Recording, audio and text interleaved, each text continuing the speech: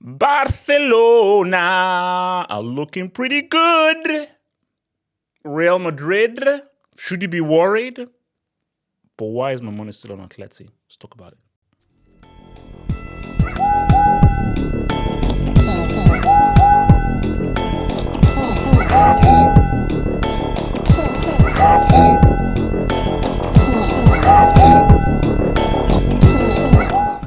So this was a circumcision. Now, red card tax, but a circumcision is still a circumcision, and we must still adhere to the beatdown that exists. So this was a general, straightforward circumcision by your boys Barcelona, and they're looking good. Because I said that if you look at these three teams in La Liga right now, I feel the best out of these three is Barcelona. Now, they took a little bit of a dip, and some may say that if they didn't take that Debinski, if they didn't dip into the fish sauce, this league should have been over. This league should have really been over based on how well Barca were playing during like the first third of the season.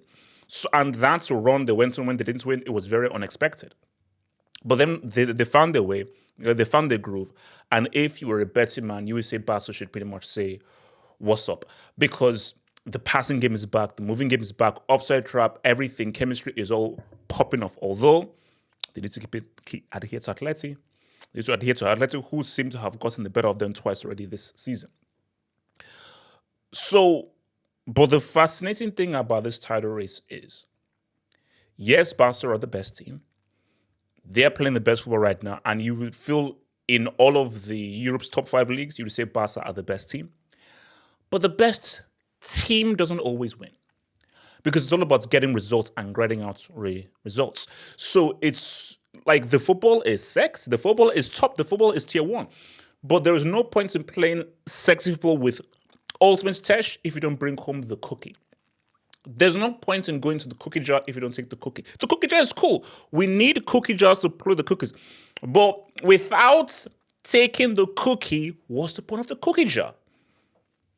So right now, Barca is an amazing, beautiful, golden cookie jar. But unless they take the cookie and they take the cookie home, there's no point in having a golden cookie jar. So they need to take that cookie home. Let's take a look at this double right now. So Barca 57 points. So everyone has to play all the same games.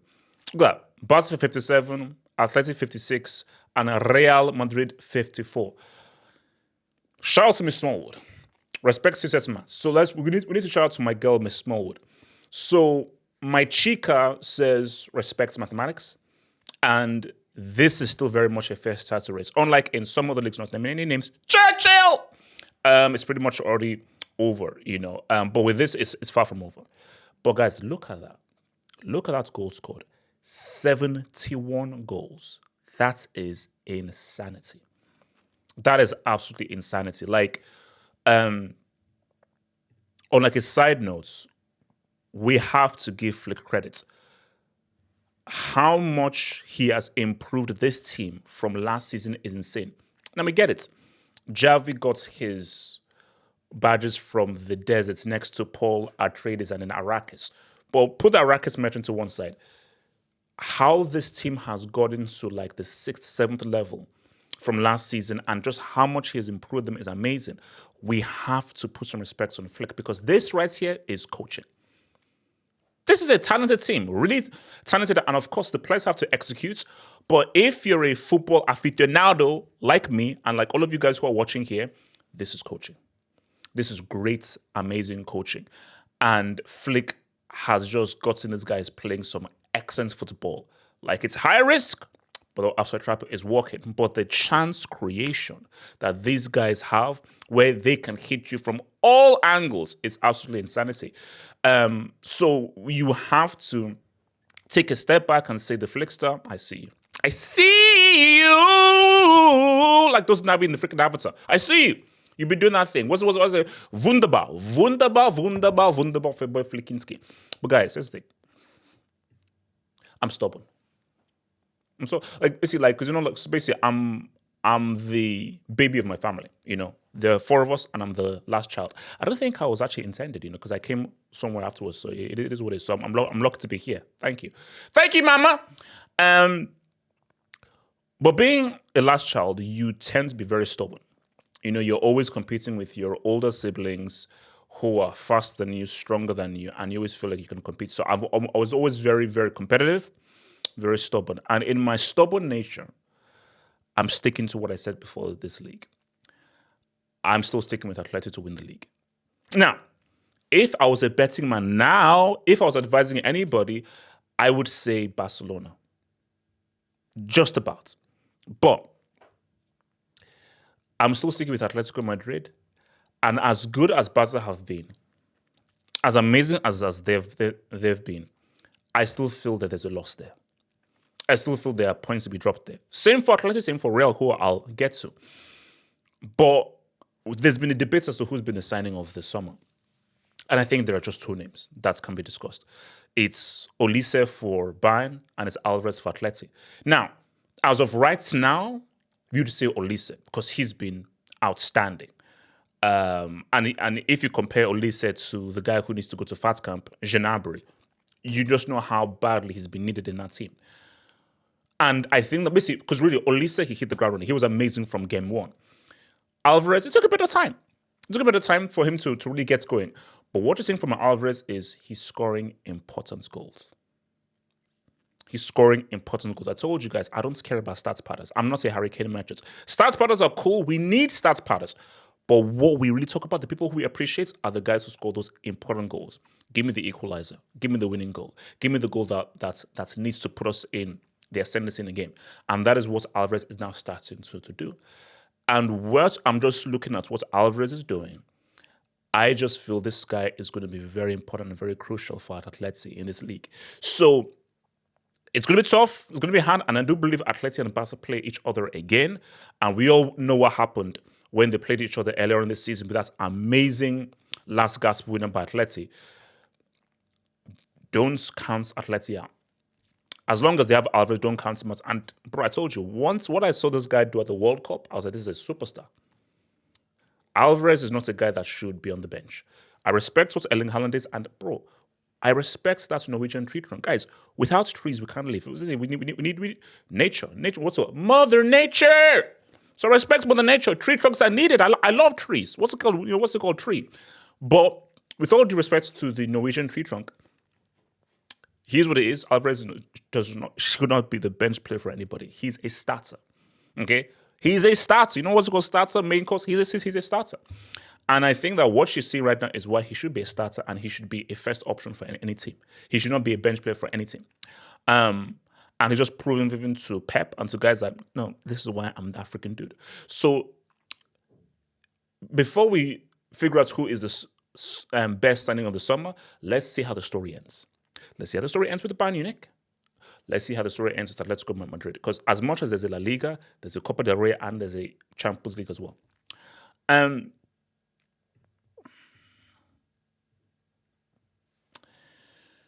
Before the start of the season, I knew this. You see, guys, I've been around the world. Yeah. Is that Mace? I've been around the world.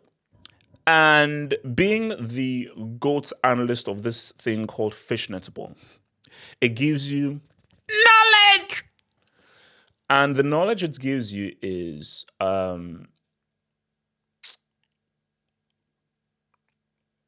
knew Real were never going to win this league. Now, were Real favorites? Yes. Were the defending champions? Yes. Should they win this league? Yes. Because I believe that they have more talent than everyone else. Injury tax, but even with those injuries, there's still enough talent there. Now we can talk about January and about how they needed some bodies in January and they did not get that. But this team is talented enough to beat a Real Betis and to pretty much be winning this league. But I just knew that was not going to happen. Now we have to respect Miss Smallwood. We've got to respect Miss Smallwood. They are only 3 points behind Barca. With only 3 points behind Barca. And things can change at a whim. So we need to respect where things are in the title race. But from what I've seen, I've just seen the bigger picture here. I just don't feel that this team can be as consistent, or rather more consistent in its running than Atleti and Barca. I just feel I see more consistency in Atleti and Barca than I do in Real Madrid. So, and that's just my thing. And see, the beauty of this title race, as you can see, the beauty of this title race is anything can happen. Anything can happen. Because it's so close, because all three teams, as talented as they are, they're not as good as their predecessors during the mid-2010s. Anybody can drop points, and anybody can lose at any moment in time. So come May, I won't be surprised if Real win this league. I don't think they will, but if they do, I won't be surprised, because I don't think Atleti and Barca are invincible. And I don't think Atleti and Barca will go invincible from now to the end of the season. But there's a question out there. Now, shout out to the streets. There's all guys saying Ancelotti out, dementia Lotti, caregiver, retirement home, old folks home, pensioner. These are insults. Multiple Champions League winner, won a league title in several countries, one of the greatest managers we've ever seen in the game. It's not over. Again, it's not over. It ain't over. It ain't over until the chubby chica sings. But if Real don't win this league title, people will start talking. Because as great as Ancelotti is, why can't he defend the league title? Like, it's one of those crazy things. It's like Serie has never scored in a final. It's like, well, what? Yeah. Carlo Ancelotti has never defended a league title. He's never gone back-to-back. Now, for me, based on his resume and what he's achieved, it's not that big of a deal for me, but it is a blemish, because I think there is a skill in defending your league title. Based on how hard it is to win a league, I think it's even harder to now defend that league title and to defend it multiple times. Hence why shout out to Ferguson, who did a three-peat of league titles twice in a competitive Premier League. So defending a league title, that is a skill, and that is something to be admired. And what is so damning is you are AC Milan manager and you were a Real Madrid manager. And that AC Milan team was the best team in that league. And this Real Madrid team has been the best team in this league when you've managed them. And to never go back-to-back, that is worrying. That is intriguing. And I think for Ancelotti, he knows that, of course, the Champions League is there, although that video is coming because I've got a little something to say about that Champions League. But Ancelotti knows, and I think even Real Madrid fans would know that, no, this was supposed to be an era of domination. Because when you look at those 2010s, as amazing as that Real Madrid team was, and as amazing as their UCL achievement was, to only win the league twice with a team that talented is insane. I don't want to hear anything about, but they had Messi and Barcelona. No. A team that talented should have been able to win the league title at least more than twice. And what was even more damning was the 2013-2014 season, when you allowed Atletico Madrid to win that league title, which was insane. So what this decade was supposed to be is a decade of Real Madrid's dominance. Barca, liver tax, slot machine, Las Vegas. Atletico Madrid have always been the unliked, unsavory third wheel in La Liga. So the path was clear in terms of Real Madrid's young talent to dominate the league for this decade. So for them not to win this league title against a Barca side that we thought would struggle based on what we saw last season, it was like, it's people look at Ancelotti. And I think people are saying that maybe this is time for him to hang it up, But I'm saying this in March. And as much as I like to say I'm Nostradamus and I am a football savant and I can see through the future, we don't know what's going to happen until it happens. So Real could still win the league. They could. I just don't think they will. I believe I've seen enough from this Ancelotti side to know, no, they're not winning this league. And they're not winning it ahead of Atleti or Barcelona. But he could prove me wrong. But I think, though, that if Real don't win this league, we have to question Ancelotti's domestic resume. That as much as you won all these league titles, to have never defended your title, especially on multiple occasions when you've had arguably the best team in the league, that is something to point your finger at. And I'll end it here. This is where I end it here. And this is what I'm going to give. And this is going to be very scary. I don't even know why I want to say this stuff, but I'll say it anyway.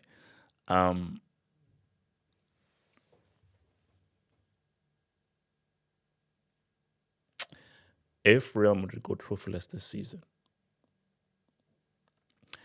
because I'm worried about that Champions League game against Atleti, and that Copa del Rey final will be either between Barcelona or Atleti.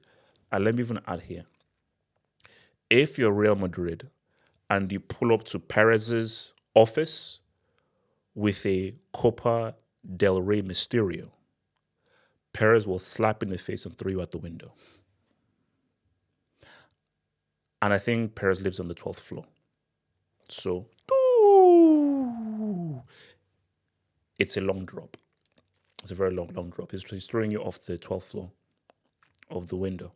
And I think there's like tarmac on there. So, yeah, like, what's it called? Like, they may be late, ambulance tax.